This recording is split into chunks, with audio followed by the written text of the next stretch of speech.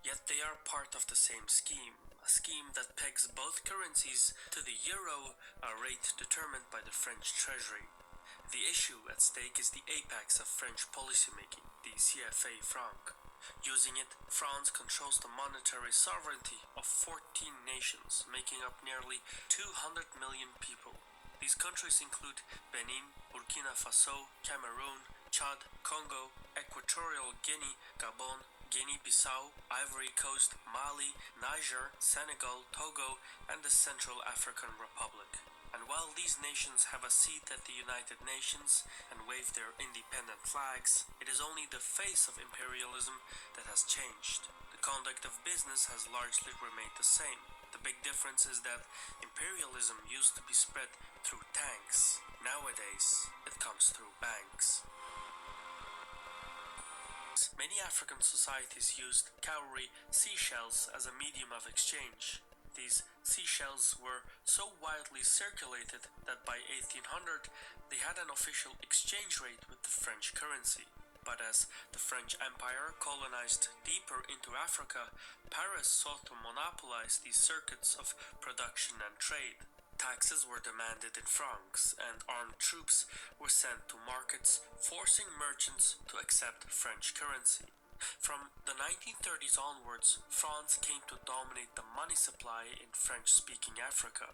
With new power came new extrajudicial perks. Paris gained access to African labor and raw materials at sub-market prices, while finished goods were sold back to Africa at above-market prices. French neo-colonialism was so intrusive, so ruthless, so unique that it earned a name of its own, France Afrique.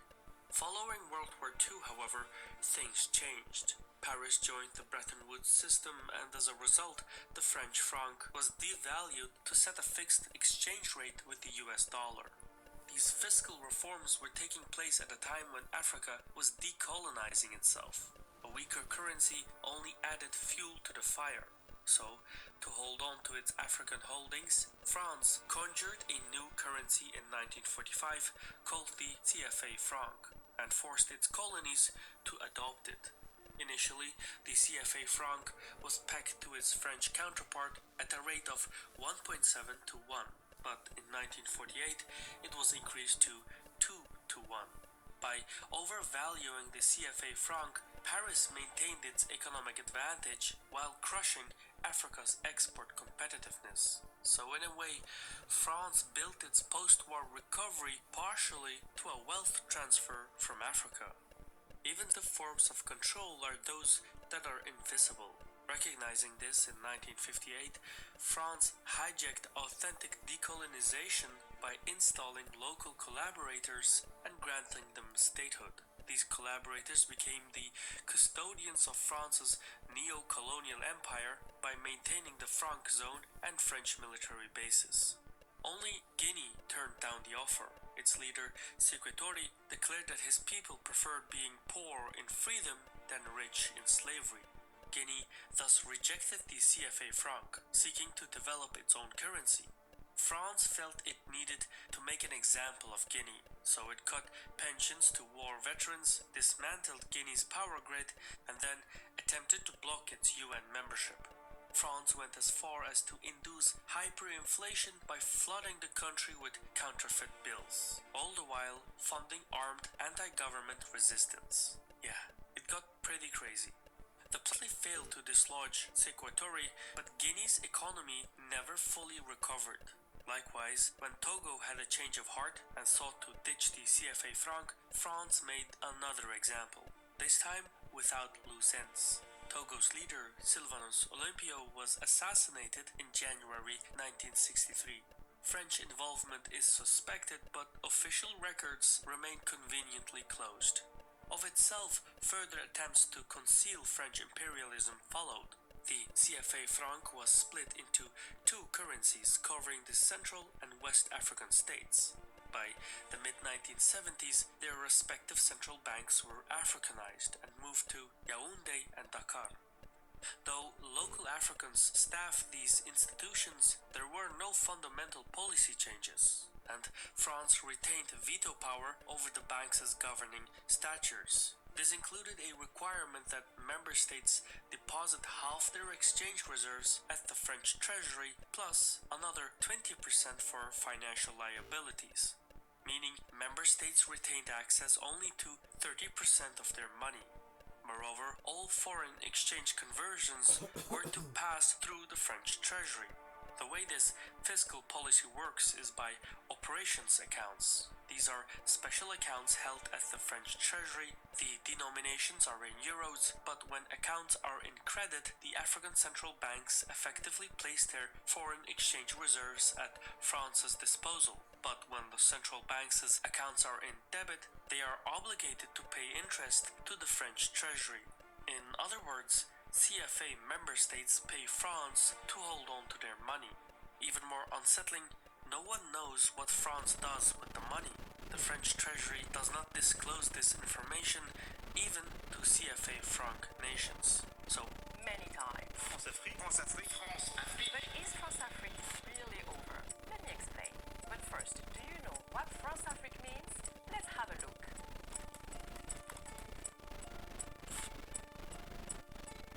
Basically, it describes the way France engages with its former African colonies.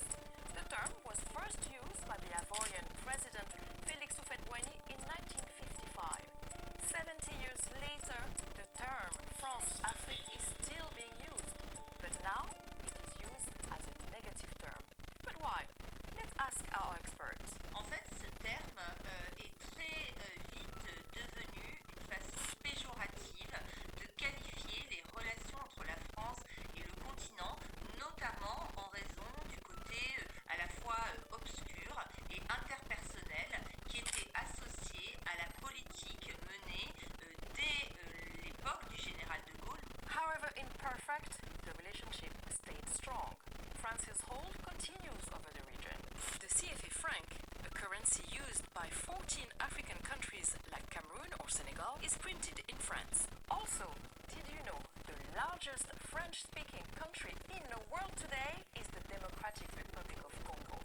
And of course, there's the military support with over 6,000 French troops serving currently across Africa. So is it enough to keep strong ties forever?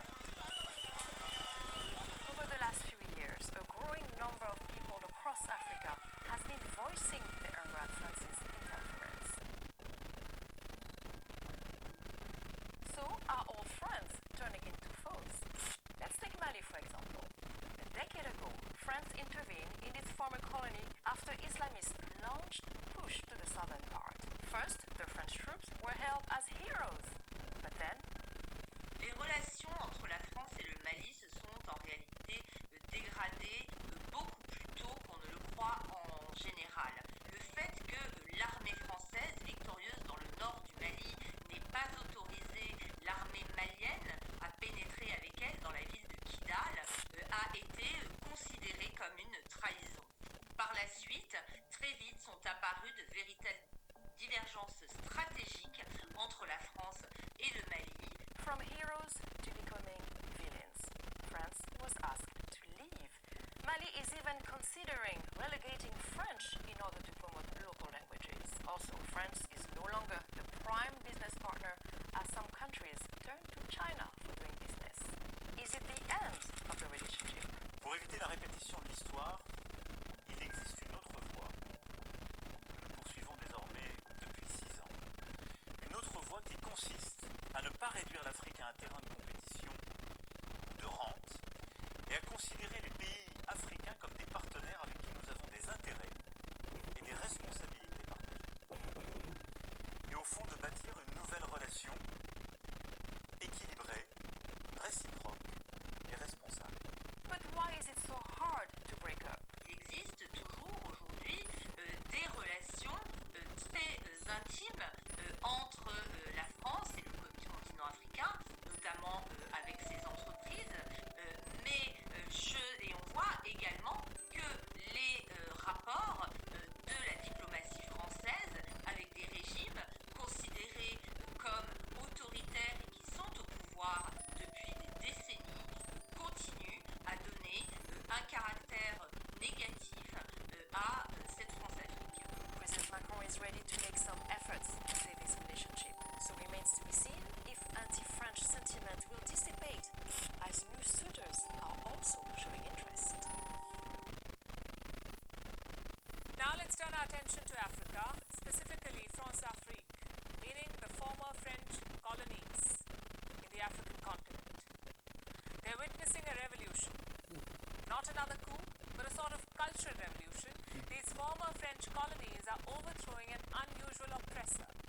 French language, or rather, the traditional, proper version of French. And here's something you may not know. Of all the French speakers in the world, Africa is home to about 60%.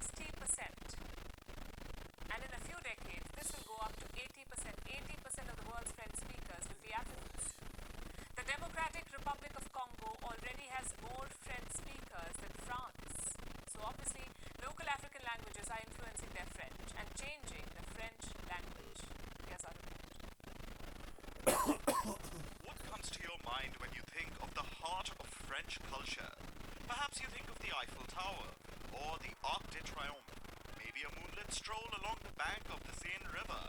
But have you ever thought of a walk beside the Congo River in Kinshasa instead? Maybe you should, because in a few years, the DRC's capital, Kinshasa, may become the world's most populous French-speaking city. The French may have officially left the African continent a few decades ago, but they left their language behind in their former colonies. And France-Afrique is giving the French language an African twist. The word pain in French means bread, but in Côte d'Ivoire or Ivory Coast, pain also means boyfriend. Choco, the short form of chocolat or chocolate, is now a euphemism for sweet. So men should be taking it as a compliment if they're ever referred to as chocolate bread in French. This is just one example of how the French language is changing, and a lot of it is due to African nations taking ownership of their former colonizers' language. Today, 60% of all French speakers live in Africa, and that number will keep growing. Europe is graying while Africa is a young continent. In the next few decades, 4 out of 5 French speakers will be based in Africa. The twist to the language isn't unique to African French. Most former colonies have made their oppressors' language their own. Look at India and English.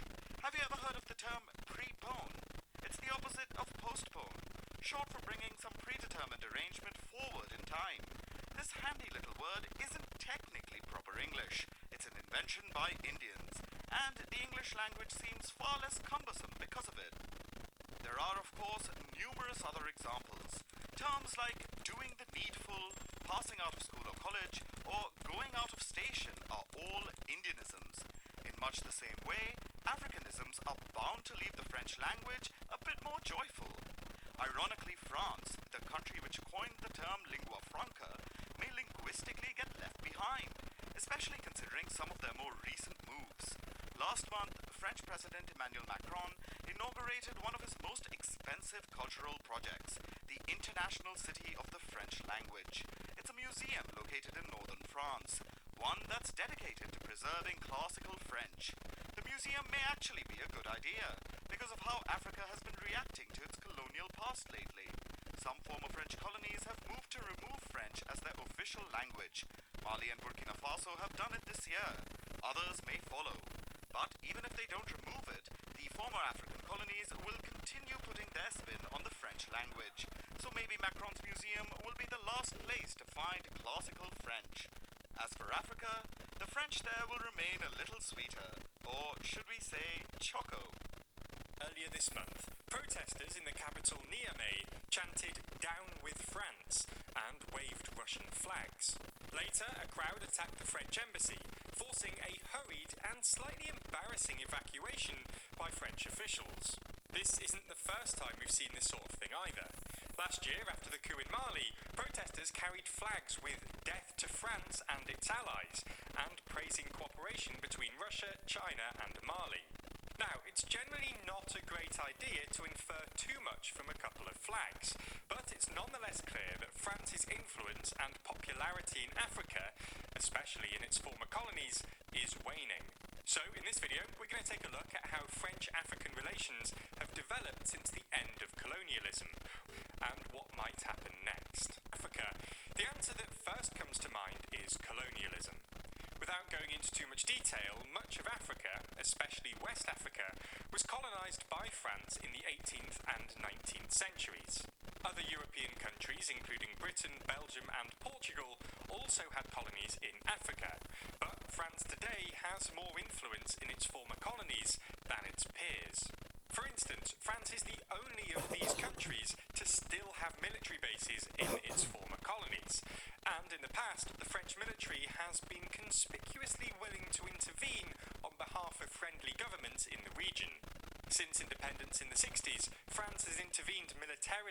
Africa more than 50 times, according to a report by the French Parliament. France was especially keen on intervention during the Cold War, largely because France's apparent responsibility to defend Africa from communism dovetailed with its interest in maintaining regional hegemony against Soviet influence. While France closed down some of its military bases and reduced its troop presence in Africa after the Cold War, its close ties with African elites and military footprint means that France was still the go-to security guarantor for many African governments.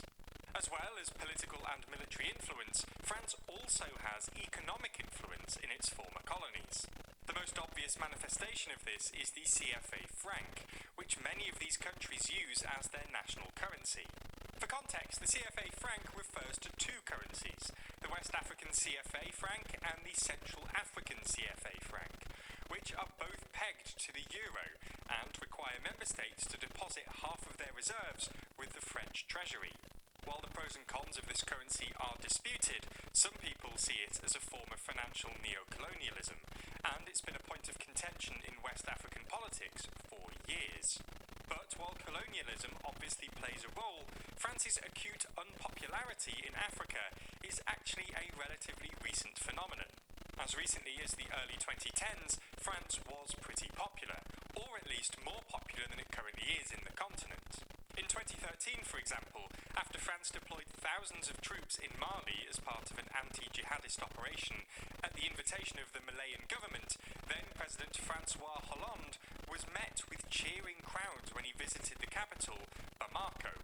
As the most foreign policy-oriented president since at least Chirac, Macron has invested a lot of political capital into Africa. In his first term, Macron promised a reset of French-African relations, which included returning works of art from museums in Paris to Benin and Senegal, committing to abolishing the CFA franc, and putting an end to what's sometimes dubbed Francafrique, which refers to the dodgy post-colonial web of secretive political and business connections between French and African elites. However, as recent events have demonstrated, Macron's efforts have clearly been unsuccessful, and France's reputation and influence in Africa has declined in recent years.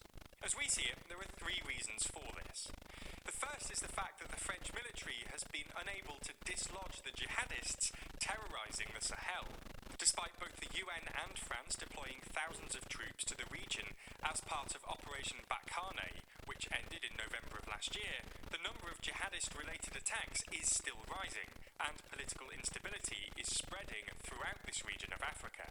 The generals staging military coups in Africa often justify them by claiming that their countries need military governments to defend against the threat of jihadism, and some of these new military governments have ditched the French army in favour of less conventional security services. In Mali, for example, the new military government has hired the Wagner Group to replace the void left by French forces. The second reason is that the economic ties between Africa and France have weakened, which means African leaders are under less pressure to maintain friendly relations with the French. France's share of African trade has declined from 7% to about 2%, with an especially steep decline in its former colonies. Here, France has been essentially replaced by other so-called middle powers, vying for influence and trade on the continent. Emerging powers such as India, Russia, Brazil and Turkey have all scaled up their diplomatic and economic presence in Africa, but the big story here is China.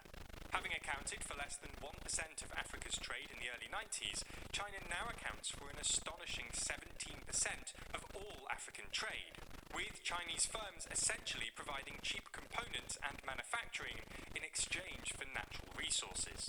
So you get the point. Africa is less economically dependent on France than it once was, and in many ways, France is now more dependent on Africa, given that it imports a significant fraction of both its oil and uranium from Africa.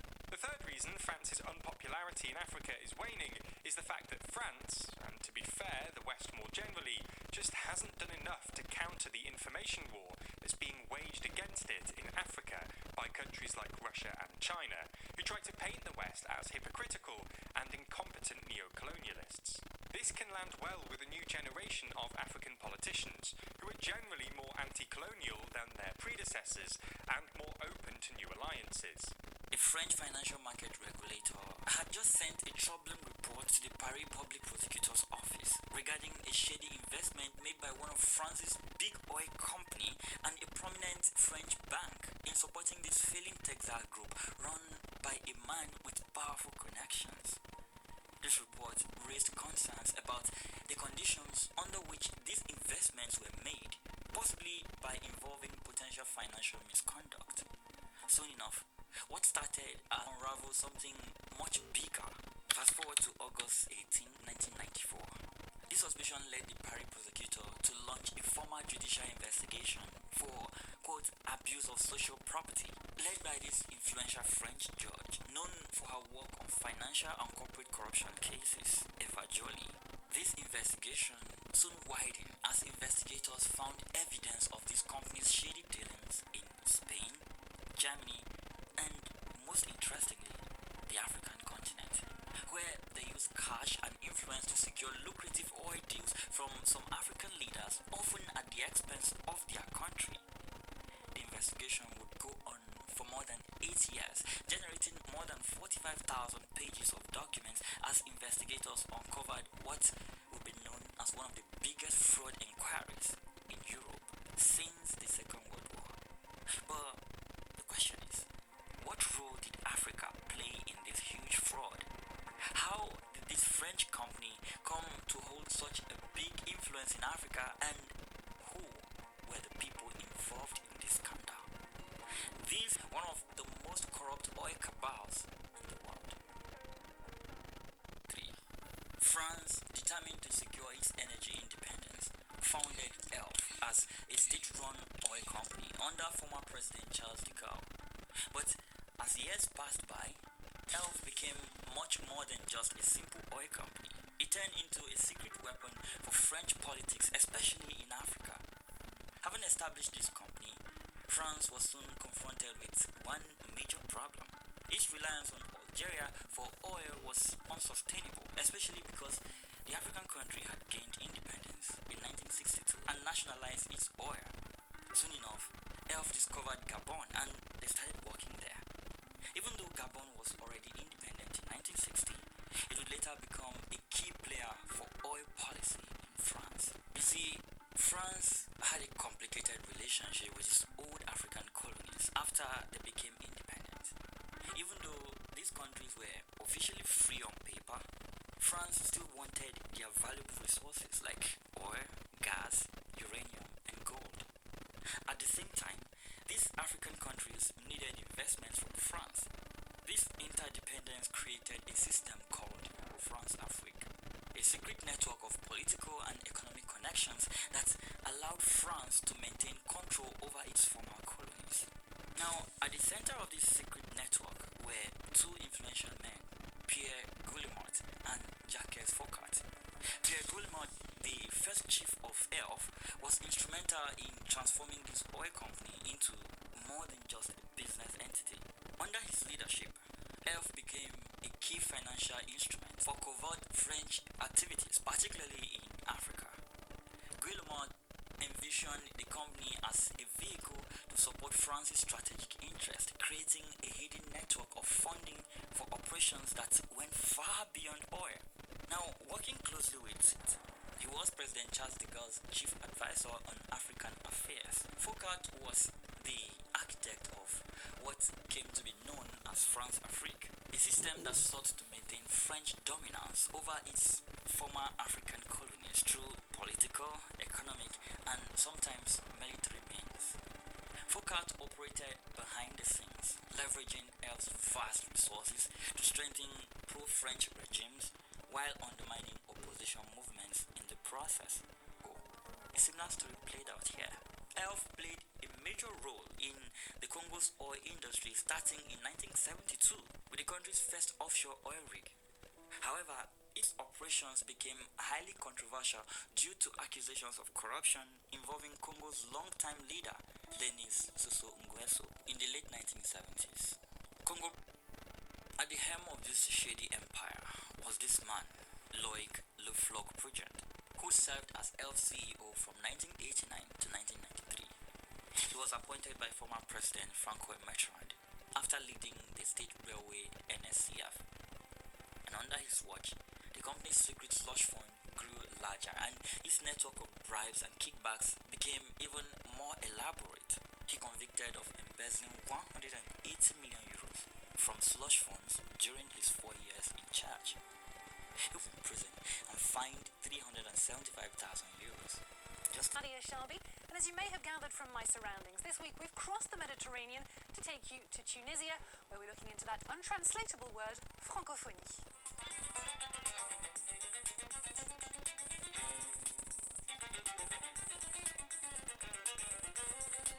Well, we've come here to the city of Sousse for the region's first ever Francophonie Festival.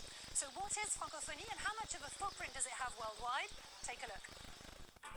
There are 274 million French speakers in the world. For France's Emmanuel Macron, speaking French opens doors in an increasingly globalized world.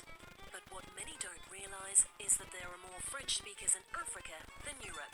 In 2014, there were 150 million francophones in Africa, but less than 100 million in Europe. There's another 20 million from the Americas and the Caribbean, followed by 2.5 million in the Middle East and Asia. Finally, around 1 million are living in the South Pacific. By 2050, Africa could account for 85% of the francophone world. But according to the International Organization for la Francophonie, those numbers could change depending on how the organization's 54 member states choose to reinforce the language's teaching. For 700 million speakers, French could become the most widely spoken language in the world, but ranks 5th worldwide, behind Arabic, English, Spanish, and Mandarin, with 848 million speakers. Order in most African countries is usually attributed to the legacies of colonialism. Britain, France, Germany, Portugal, Spain, and Italy were the major European powers that were involved in the complete colonization of Africa. However, the two nations that held the most colonies in Africa were France and Britain. The difference between French and British colonialism in Africa is the focus of this video. Colonization. Africa had wider flexibility of movement as national borders were almost non-existent. There was no structural form of government as large communities led to the formation of kingdoms, powerful empires, and city-states. This led to the formation of common languages, beliefs, traditions, cultures, value systems, art, lifestyle, and religious practices. However, a global European process of reaching all the continents of the world led to the colonization of Africa, and this process changed the world dramatically. European countries fought to take over African countries mainly because of their natural resources. Their reasons range from economic, political, and religious. At the time, the European continent was faced with economic depression and countries were losing money. Apart from being out of harm's way, Africa had an abundance of raw materials. Another reason for Africa's colonization was the need to use the African population, which served as cheap labor for European industries. Which was the phrase used to describe how European countries sought to take over countries in Africa, began during the new imperialism between 1881 and 1914. In 1884, at the request of Portugal, German Chancellor Otto von Bismarck, at the Conference of Berlin and British New Imperialism, called for an end to the confusion over the control of Africa. They met to discuss the division of Africa without Africa being present. They shared Africa like a piece of cake. The countries represented at the conference included Germany, Belgium, Italy, Great Britain, Russia, Spain, Austria-Hungary, the Netherlands, Denmark, France, Portugal, Sweden, Norway, Turkey, and the United States of America. Great Britain, France, Portugal, and Germany were the major players out of the 14 countries at the conference. They were controlling most of Africa at the time. The conference lasted for 3 months and it saw the European countries bargaining over geometric boundaries, and this led to the division of the continent of Africa into 50 irregular countries.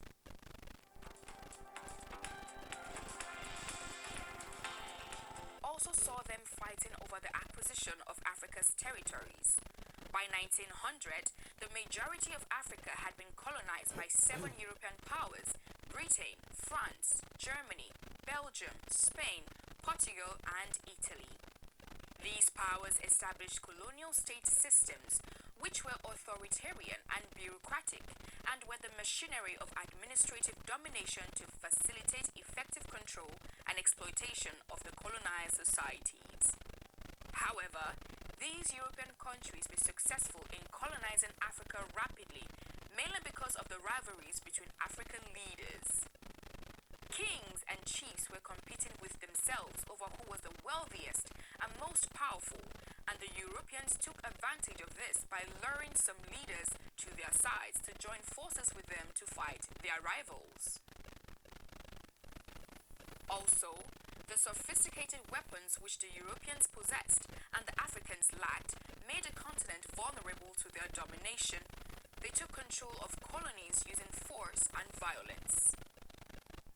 Has equally played a large part in the rapid colonization of Africa. Drought in 1895 led to a food shortage which caused the death of both man and animals and also weakened the population. There was also a plague of locusts which destroyed the few crops that were grown. Cattle plague also broke out, leading to the death of cattle, sheep, and goats. All these incidents worked against the African continent and made them prey for the Europeans.